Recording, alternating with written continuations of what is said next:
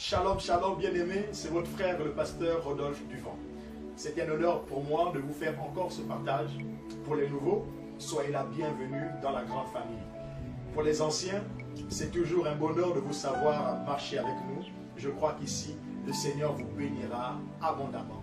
J'aimerais dans ce bref partage aborder un thème, être tout entier à l'Éternel. Dieu nous désire être tout entier à lui. Il refuse de nous partager.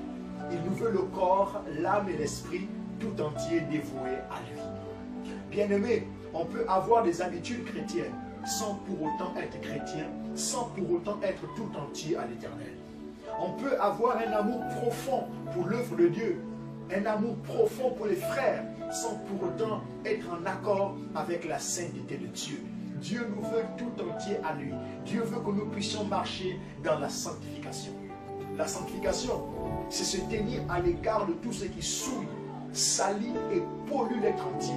Se sanctifier, c'est se détourner du mal pour être agréable à Dieu. Dieu veut que nous puissions lui être agréables. Mon frère, ma soeur, Dieu veut que tu lui sois agréable. Dieu te veut totalement, entièrement à lui. Il refuse de te partager. Tu es précieux pour lui. Tu es précieuse pour lui. Il veut remplir tes journées. Il veut remplir tes nuits. Il veut remplir tes matinées. Il veut remplir ton quotidien. Il veut être le numéro 1 dans ta vie. Adam a invité le péché sur la terre et nous le savons tous. 10 générations plus tard, à l'époque de Noé, le péché qu'Adam avait invité sur la terre grandit au point d'atteindre son paroxysme. Et nous savons que Dieu, à l'époque de Noé, a détruit la terre par le déluge. Pourquoi? Le péché avait grandi sur la terre. J'aimerais m'arrêter là pour dire, frère, pour te dire, sœur, ne néglige pas ce que tu es en train de faire entrer aujourd'hui dans ta vie. Qu'est-ce que tu es en train de faire entrer dans ta vie? Ce que tu fais rentrer aujourd'hui dans ta vie aura de grandes répercussions sur ta descendance. Tu feras souffrir ta descendance à cause de ce que tu fais rentrer aujourd'hui dans ta vie. Nous allons remarquer quelque chose. Lorsque Adam pêche, lorsque Adam invite le péché sur la terre, Dieu ne détruit pas Adam. Lorsque Adam pêche, Dieu sacrifie une bête. Lorsque tu pêches, Dieu ne te détruit pas. J'aimerais ouvrir une parenthèse. Dieu ne nous détruit pas parce qu'on pêche. Mais Dieu nous détruit parce qu'on décide de grandir dans le péché. En d'autres termes, on décide de s'accrocher, on décide de demeurer. J'aimerais parler à quelqu'un qui se retrouve dans un péché. Tu as péché contre Dieu, ressaisis-toi aujourd'hui. Être tout entier à l'Éternel n'est pas l'absence du péché. Car nous branchons tantôt d'une manière, tantôt d'une autre. Être tout entier à l'Éternel, c'est avoir la conscience que j'appartiens à l'Éternel et que je dois lui être totalement dévoué. Si un péché rentre dans ma vie, automatiquement je dois l'expulser.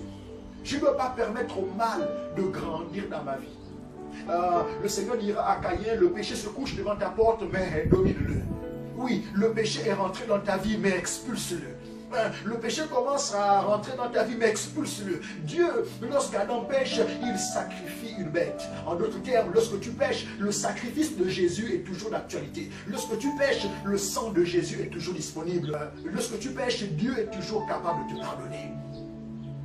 Mais lorsque tu décides de grandir dans le péché, le problème avec Dieu, ce n'est pas le péché. Le problème avec Dieu, c'est de grandir dans ce péché. Lorsque tu décides de t'asseoir dans ce péché, c'est comme un affront à l'Éternel. Et là, l'Éternel te juge. J'aimerais te dire, frère, ressaisis-toi. J'aimerais te dire, sœur, ressaisis-toi, parce que Dieu n'aura pas le choix de te détruire. Faisons attention à ce que nous faisons rentrer dans nos vies. Faisons attention à ce que nous faisons grandir aussi dans nos vies. Dieu peut nous détruire. Et nous pouvons nous-mêmes aussi faire souffrir nos descendants. J'ai pris la décision de me sanctifier, parce que je veux qu'après moi, ceux qui sortiront de moi soient des hommes et des femmes bénis. Pour nombreux d'entre nous, nous sommes des descendants des familles païennes, des familles foncièrement païennes. J'aimerais dire, nos grands-parents, leur génération était plus marquée par la valorisation de nos cultures et coutumes païennes. Le satanisme, le fétichisme, la sorcellerie. Nos grands-parents étaient plus dans ça. Et vous n'allez pas me dire le contraire. La sorcellerie, l'ombre de la sorcellerie, c'était comme une culture acceptée de tous. Il fallait être initié pour être un homme et aussi pour être protégé. Nos parents sont arrivés. Dans leur génération, c'était vraiment la liberté sexuelle. On brise tous les tabous. Tout le monde couche avec tout le monde. Oh, l'infidélité a explosé. Ah, le concubinage a explosé. Beaucoup de nos parents ne sont pas mariés. Pourquoi? Leur génération fut marquée par la liberté sexuelle. Tout le monde couche avec tout le monde. Dans notre génération, le niveau de corruption, le niveau du mal a explosé. La prostitution avec l'outil d'Internet. Nous nous polluons sur Internet. Notre génération est marquée par la culture de la nudité. Le nudisme devient une culture. Tout le monde marche nu. À regarder comment nos sœurs marchent aujourd'hui. Même dans les églises, plus de pudeur. Une belle femme n'a pas besoin de se dénuder pour être reconnue comme belle femme.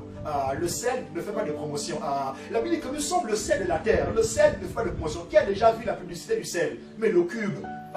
Combien de cubes aujourd'hui? Ma soeur, ne sois pas un cube. Ma soeur, soit le sel de la terre. Que Dieu nous aide. Sans oublier aujourd'hui la liberté sexuelle. La dépénalisation dans les nations de l'homosexualité, c'est vraiment une abomination.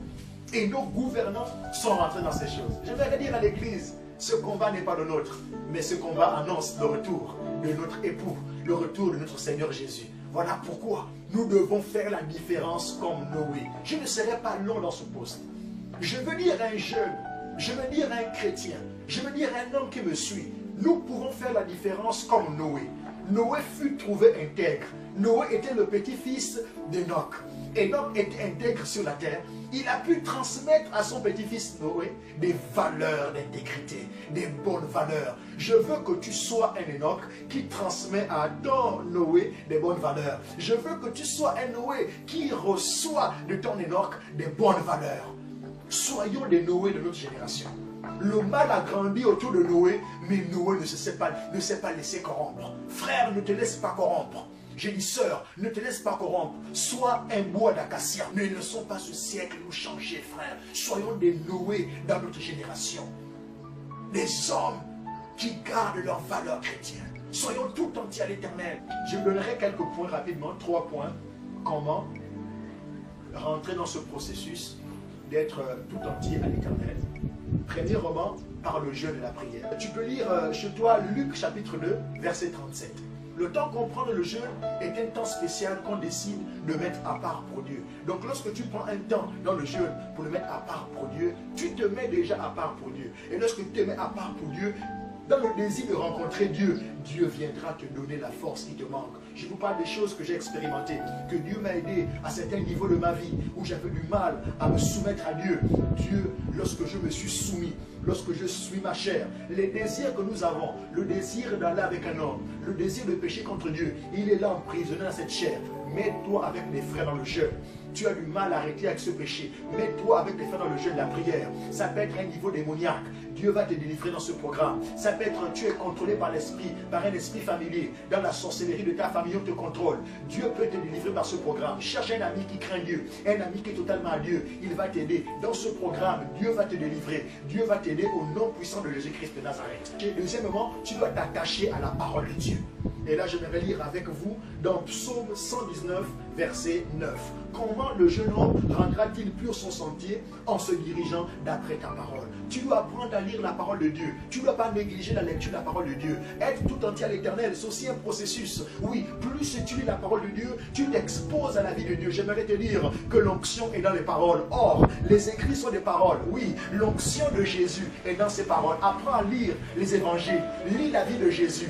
Découvre Jésus dans sa parole. Plus tu plongeras tes yeux dans la parole de Dieu, Dieu te donnera la force par le Saint-Esprit qui te manque. La parole de Dieu, ce sont les matériaux que Dieu utilise pour nous construire. Tu as besoin de plonger tes yeux dans la parole. Lis la parole le jour, lis la parole la nuit. La parole est créatrice. Elle va créer en toi le caractère de l'homme qui veut suivre Dieu. Elle va créer en toi le caractère de l'homme qui veut se consacrer à Dieu. Lis la parole, mon frère. Ne néglige pas les temps de lecture. Lis la parole. 3, pour terminer, il faut que tu comprennes ce pourquoi Dieu t'a appelé. Lorsqu'on comprend la raison de notre existence sur la terre, facilement on se dévoue à l'Éternel. Je vais lire avec vous dans Éphésiens chapitre 2, verset 10. Car nous sommes son ouvrage, ayant été créés en Christ pour de bonnes œuvres que Dieu a préparées d'avance afin que nous les pratiquions. Dieu a un plan pour chacun de nous. Dieu a un plan pour chacun de nous. Dieu a un plan pour toi. Frère, lorsque tu plongeras tes yeux dans la parole, lorsque tu te plongeras dans le jeu de la prière, Dieu va se révéler à toi. Il va te révéler le plan qu'il a pour toi, des plans de paix et non de malheur, afin de te donner un avenir de l'espérance. À ce moment-là, tu auras la conscience, le désir de le suivre. Tu auras dans ton cœur le désir de servir Dieu, le désir de te soumettre à lui, afin que ce plan puisse se réaliser. Frère, tu as besoin de connaître le plan de Dieu pour ta vie. Voilà pourquoi il te faut jeûner, il te faut prier, il te faut lire la parole de Dieu. C'est cela le processus pour être entièrement à l'Éternel. Lorsque tu jeûnes, tu pries, Dieu se révèle à toi, Dieu te parle. Lorsque tu lis sa parole, Dieu te transforme, Dieu te donne la forme qui lui est agréable. Il t'ouvre les yeux sur la raison de ton existence. Et à ce moment, ton cœur a un désir, être tout entier à lui. Les sentiments de Christ commencent à naître en toi. Le désir de servir Dieu commence à grandir en toi. Oui, lorsque tu te jettes dans la présence de Dieu, ton désir de servir Dieu, ton désir de te consacrer à Dieu grandit. Dieu ne t'a pas appelé pour être un instrument du mal. Dieu ne t'a pas appelé pour être voué au péché. Dieu ne t'a pas appelé pour vivre une vie de pécheur. Dieu ne t'a pas appelé pour te perdre. Dieu ne t'a pas amené sur cette terre pour vivre comme tu es en train de vivre. Ma soeur, Dieu ne t'a pas créé pour vendre ton corps. Dieu ne t'a pas créé pour vivre le péché. Mon frère, Dieu ne t'a pas créé pour vivre le péché. Dieu t'a créé pour être à son image, pour être un témoin pour sa gloire, pour être un joyau entre ses mains. Que Dieu se révèle à toi. Que Dieu se révèle à toi. Lorsque tu seras dans ce programme de jeûne et de prière, que le Saint-Esprit te remplisse. Que la présence de Dieu te remplisse. Lorsque tu seras dans la parole de Dieu, que la parole de Dieu te transforme. Que Dieu te donne la forme qu'il veut pour toi. Que Dieu te donne la forme qu'il a choisie pour toi. Tu n'es pas né pour te perdre. Tu n'es pas créé pour te souiller. Tu n'es pas créé pour vivre et grandir dans le mal. Tu es créé pour être un instrument à la gloire de Dieu. Que Dieu vous bénisse abondamment. Je crois que ces moments vous ont pleinement été utiles. Être totalement à l'Éternel, c'est un processus qui commence maintenant. Alors,